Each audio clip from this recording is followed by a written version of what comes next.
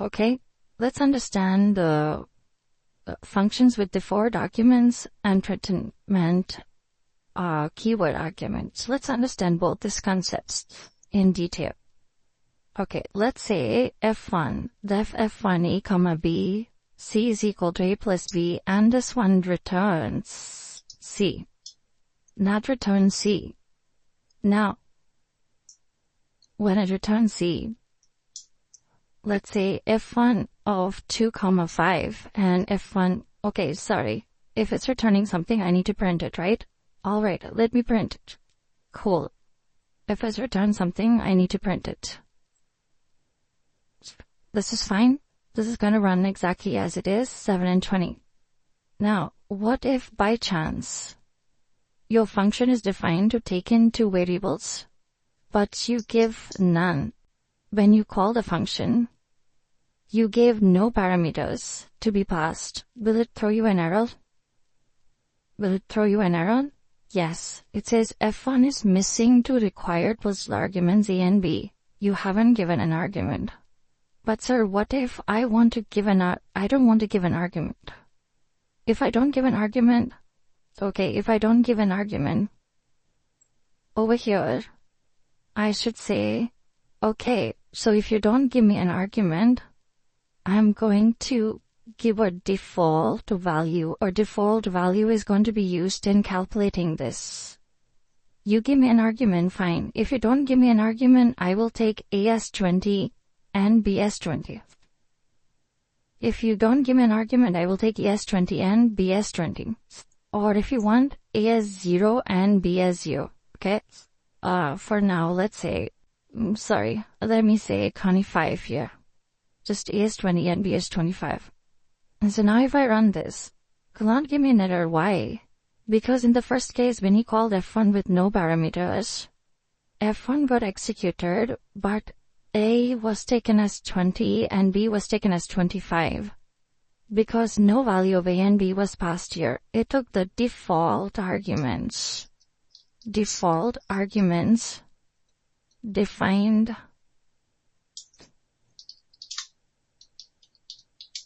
in the function definition itself. Correct? Okay, so this is where it took default arguments. But what about the next case where it called f1 5, 15? Did it take 20 and 25? No, it took 5 and 15. 5 was passed into A, 15 was passed into B. Yes? And it returned that particular value which you printed. Now comes the question, okay, sir, because 5 and 15 has been passed and you return C and then, that's fine. Sir, what if I just give one value? Let me see, I give only 5. If I give only 5, what will happen? F1 of 5, what will happen? Run it. What happened? 30, answer is 30. How come 30? Because this 5 got passed into A.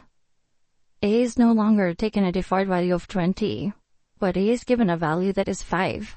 And B's default value has been taken. B's default value was 25 because you never passed a value for B. Let's say 25 plus 5. 25 plus 5 is nothing but 30, hence the value 30. Okay, now comes a question. Okay, sir, I understood. You can, default arguments are used. Okay, but sir, when I write f1 of a particular parameter of a particular argument, when I pass the argument, I want that this parameter should be, this particular argument should go, this 5 value, I don't want it to be stored in A. I want A's default value to be used. But I want the value of B should be changed. B value should become 5. I don't want the default value of B to be used inside this function. I want to change the value of B, but I don't want to change the value of A. How will I do that? When I call the function, I need to say the 5 that I am passing should be assigned to B. The 5 that I'm passing should be assigned to B. And then I'll run it. And then when I run it, it's going to be 25 and 20. Is that clear? Why? Because B got assigned 5. 5 plus 20 is 25. And then this is of course 5 plus 15, that is 20. So where you pass an argument for a particular parameter or for a particular argument is called as keyword arguments. This is the concept of keyword arguments in Python. Okay, where is this applicable? Let's understand the applicability of this. Okay, where is this applicable and what is it going to help us in the further set of the course? Where is it going to help us?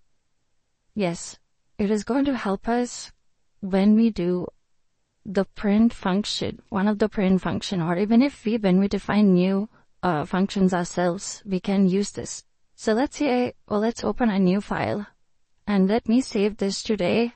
Let me save it as print BIF. You're understanding the print BIF. Now if you remember, print can take more than one parameters. Alright?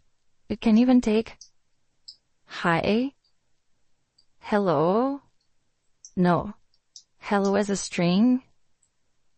It can take 7, it can take 8.5, it can take different parameters, it can take false